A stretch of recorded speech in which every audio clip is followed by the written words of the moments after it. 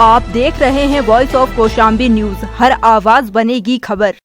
नमस्कार, स्वागत है आप सभी का वॉइस ऑफ कौशाम्बी की न्यूज बुलेटिन में। मैं हूं न्यूज रीडर ज्योति जायसवाल। आइए नजर डालते हैं सुबह की बड़ी खबरों पर। दिल्ली के उप मुख्यमंत्री मनीष सिसोदिया ने कहा है, जिसने जाति आधारित अछूत होने का दर्द नहीं झेला या उस पीड़ा को नहीं समझा है, वो अगर चाहे तो कोरोना में सीख सकते हैं। उन्होंने कहा, मात्र 10 दिन के विज्ञान आधारित छुआछूत होम आइसोलेशन से अंदाजा लगा सकते हैं कि पीढ़ी दर पीढ़ी अजन्म अछूत कहलाकर वो कैसे जीते होंगे। एक्ट्रेस व बीजेपी नेत्री जया प्रदा ने कहा है, मैं युवाओं को ड्रग्स तस्करी लत से बचाने संबंधित रवि किशन जी के बयान का पूर्ण समर्थन करती हूं। हमें ड्रग्स के खिलाफ आवाज बुलंद करनी होगी और युवाओं को इससे बचाना होगा। उन्होंने आगे कहा, मुझे लगता है कि जया बच्चन जी इस मुद्दे पर राजनीति कर रही हैं। बिहार विधानसभा चुनाव से पहले चुनाव आयोग ने 12 राजनीतिक पार्टियों के चुनाव चिन्ह बदल दिए हैं। चुनाव आयोग ने पप्पू यादव की जन आधारित पार्टी जाप के चुनाव चिन्ह हॉकी को बदलकर कैची कर दिया है।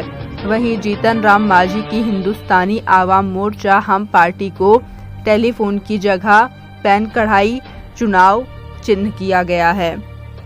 महाराष्ट्र के पूर्व मुख्यमंत्री व बीजेपी नेता देवेंद्र फडणवीस ने केंद्रीय वाणिज्य मंत्री पीयूष गोयल को पत्र लिखकर प्याज के निर्यात पर लगी रोक को तत्काल प्रभाव से हटाने की मांग की है।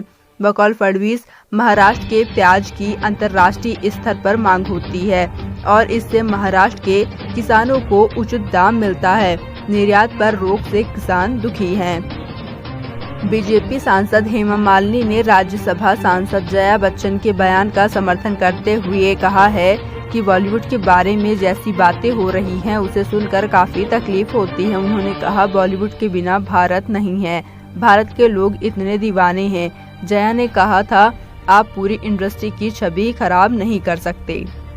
विदेश मंत्रालय के मुताबिक भारत प्रपेक्ष के तौर पर जिबूती आचार संहिता जेदा संशोधन में शामिल हो गया है।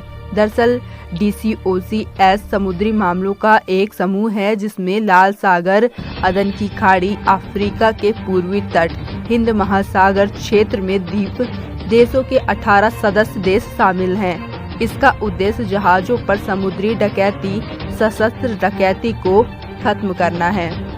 दिल्ली पुलिस ने मंगलवार को बताया कि एक महिला ने अपने बॉयफ्रेंड की कथित तौर पर हत्या कर दी, जिसमें उसका भाई और एक अन्य शामिल है। बतौर पुलिस, युवक ने महिला के घर जाकर शराब पी और उसके साथ संबंध बनाने की मांग की, जिसका महिला के भाई ने विरोध किया और फिर तीनों ने मिलकर उसकी हत्या कर दी। कानून मंत्री रविशंकर प्रसाद ने बताया है कि सुप्रीम कोर्ट दिल्ली के बाहर शीर्ष अदालत की अलग पीठ स्थापित करने के पक्ष में नहीं है। उन्होंने कहा, विधि आयोग ने सुझाव दिया था दिल्ली में एक संविधान पीठ स्थापित हो और 4 अपीली पीठ, उत्तर क्षेत्र के लिए दिल्ली, दक्षिण क्षेत्र के लिए चेन्नई, हैदराबाद, पूर्व के लिए कोलकाता, पश्चिमी क्षेत्र के लिए मुंबई में स्थापित की जाए।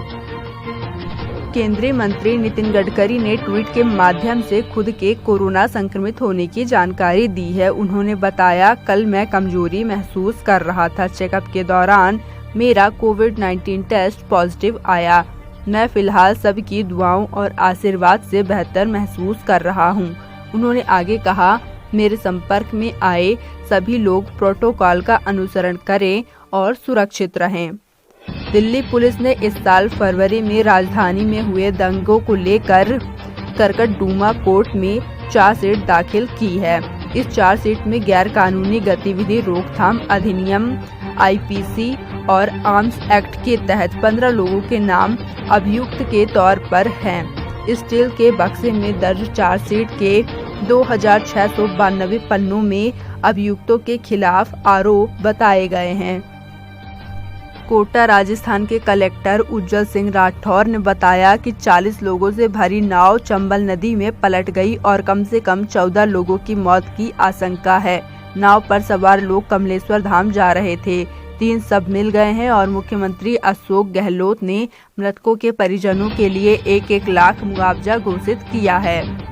फिलहाल के लिए इतना ही। देश दुनिया की बड़ी खबरों के लिए बने रहें हमारे साथ, देखते रहें वॉइस ऑफ कौशाम्बी न्यूज।